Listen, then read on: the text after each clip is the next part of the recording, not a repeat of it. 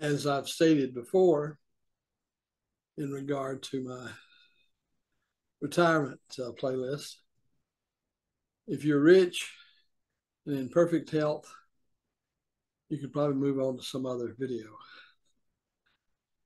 But unfortunately, for most Americans, myself included, I'm neither rich nor in perfect health. And that has a big impact on your retirement. Not only when you retire, if you're having to rely on Medicare, um,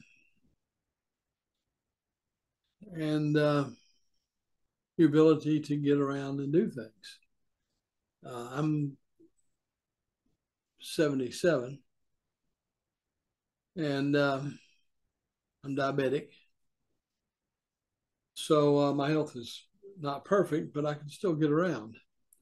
I do have limitations. For example, I can't work in extreme heat.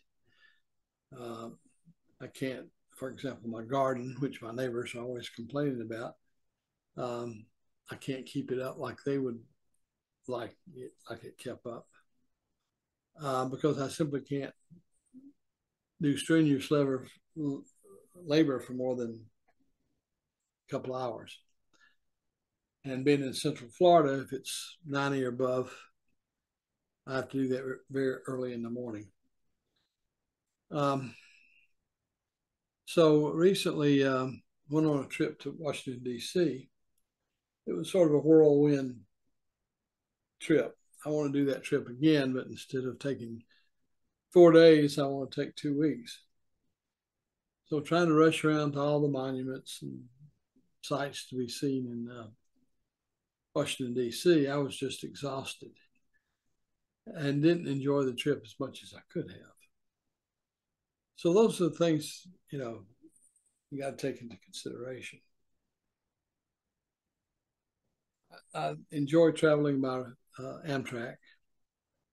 And so I do quite a bit of that. At some point, I want to do a 30-day pass thing where I can get 10 legs of the trip covered in a pass, which makes it very affordable, and see sites I've never seen before.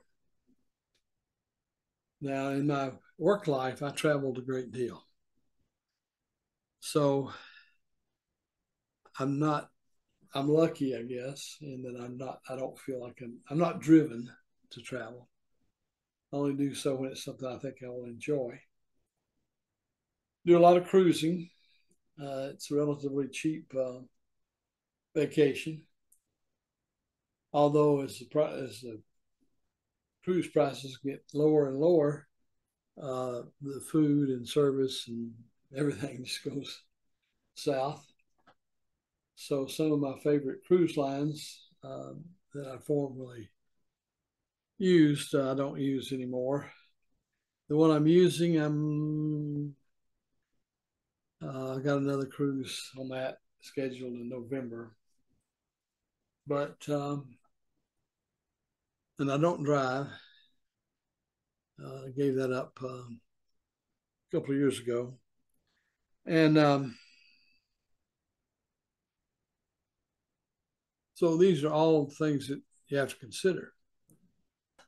Now I see a lot of videos posted about retiring in Mexico, retiring in the Philippines, or whatever.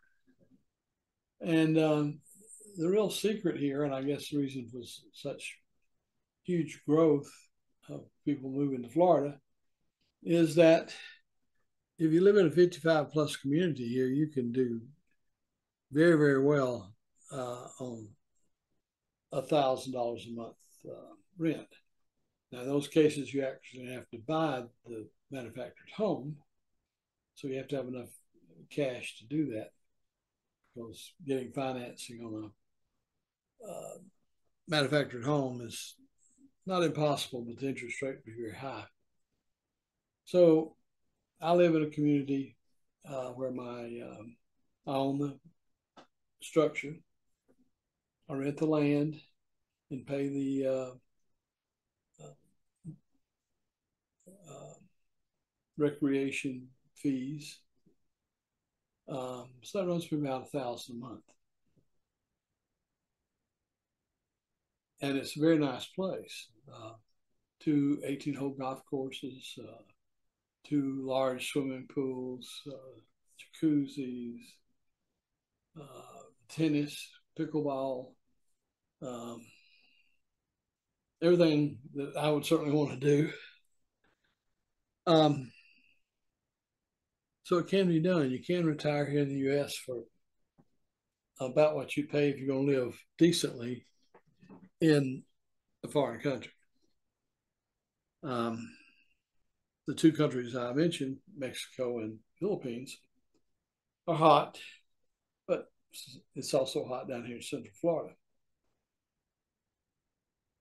And we do get the occasional hurricane or tornado. I picked a spot in the middle of the peninsula. I'm halfway between Orlando and Tampa. So the worst hurricane I've seen was Hurricane Charlie in 2004. Other than losing just a few shingles and a tree falling over, not on the house. It wasn't that big, a small tree. One I was glad to get rid of, actually. And so it can be done. But